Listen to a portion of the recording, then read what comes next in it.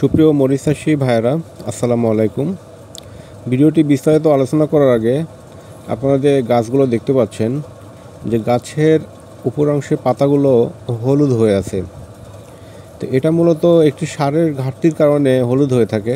তো এটা নিয়ে একটি বিস্তারিত আলোচনা করব। অবশ্যই আপনারা ভিডিওটি না টেনে পুরোপুরি ভিডিও দেখবেন এবং যারা আমার চ্যানেলটি সাবস্ক্রাইব করেন নাই, অবশ্যই চ্যানেলটি সাবস্ক্রাইব করে পাশে থাকবেন। তো আমরা ফসল ফলাতে গিয়ে হলে বিভিন্ন ধরনের রাসায়নিক সার, পিজিআর, কীটনাশক, অনুখাদ্য গাছে কিন্তু ব্যবহার করার প্রয়োজন হয়। তো এগুলোর কিন্তু একটি পরিমাপ রয়েছে। এটা পরিমাপের থেকে যদি কম হয় তাহলে কিন্তু সেটা ঘাটতি হয়, এবং যখন এগুলোর ঘাটতি হবে, গাছে কিন্তু প্রত্যেকটা জিনিসের ঘাটতির অভাব কিন্তু বিভিন্ন দিক অনুসরণ করে কিন্তু দেখিয়ে দেয়। তো ভিডিওর প্রথমে দেখালাম যে মরিচের গাছের পাতা উপর অংশ যে হলুদ হয়ে থাকে, তো এই হলুদটা কিন্তু মূলত যে সারের ঘাটতির কারণে হয়। সেটা হলো জমিতে যদি সালফারের ঘাটতি থাকে তাহলে কিন্তু এই মরিচের পাতা উপর অংশ হলুদ হয়ে থাকে। এটার জন্য আপনি যদি যত ভালো পিজিআর ব্যবহার করেন না কেন, এটা কিন্তু আপনারা দূর করতে পারবেন না, কেননা জমিতে সালফারের ঘাটতি রয়েছে।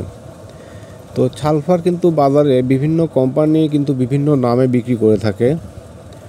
তো অবশ্যই এটা ভালো কোম্পানি অনুসরণ করে সালফার ক্রয় করে আমাদের কিন্তু জমিতে ব্যবহার করতে হবে। তো সালফার কিন্তু জমিতে দুই রকমভাবে ব্যবহার করা যায়। মাটিতেও ব্যবহার করা যায়, আবার এটাকে স্প্রে করেও ব্যবহার করা যায়। তো যখন আপনার গাছে এরকম সমস্যা হবে, গাছের পাতাটা হলুদ হয়ে যাচ্ছে, সালফারটা কিন্তু আপনি স্প্রে করেও ব্যবহার করতে পারবেন। তো স্প্রে করলে কিন্তু এটা কিন্তু বিভিন্ন আরও উপকারিতার দিক পাওয়া যাবে। সেটা হলো এটা পিজিআরের কাজ করবে, ভিটামিনের কাজ করবে, আপনার হলো গাছের যে ছত্রাকজনিত সমস্যার ছত্রাকের কাজ করবে। তাছাড়া আর একটা কাজ করবে, এটা হলো মাকড় দমনের জন্য কিন্তু সালফার খুবই ভালো কাজ করে থাকে।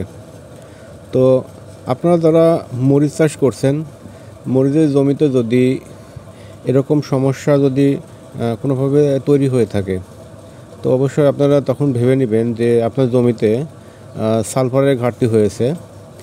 সালফার কিন্তু আমরা জমি চাষবাসের সঙ্গেও কিন্তু জমিতে প্রয়োগ করে থাকি সারের সঙ্গে। তো অনেক অংশ কিন্তু অনেক সময় এটা কম হয়ে যায়। তারপরে কিন্তু মরিচ চাষ করতে হলে সালফার কিন্তু পর্যাপ্ত পরিমাণে স্প্রে করা লাগে। এটা অন্তত সপ্তাহে আপনার হলো অন্তত একবার হলেও জমিতে সালফার স্প্রে করতে হবে। তো অবশ্যই আপনারা মরিচের গাছে যদি এরকম সমস্যা হয়, তো অবশ্যই আপনারা মরিচ গাছে সালফার ব্যবহার করবেন। যদি এরকম হলুদ পরিমাণটা বেশি হয়ে যায়, সালফারের সঙ্গে কোনো কিছু মিশ্রিত না করে এককভাবে আপনারা সালফারটা ব্যবহার করবেন। তো সম্মানিত ভাইয়েরা, আপনারা যারা ভিডিওটি দেখলেন, যদি ভালো লেগে থাকে অবশ্যই পাশে থাকবেন, যত পরবর্তীতে আরও নতুন নতুন সমস্যা নিয়ে ভিডিও তৈরি করতে পারি এবং আপনাদের সঙ্গে এগুলো নিয়ে কথা বলতে পারি, এগুলোর সুযোগটা আপনারা করে দিবেন। ধন্যবাদ সবাইকে।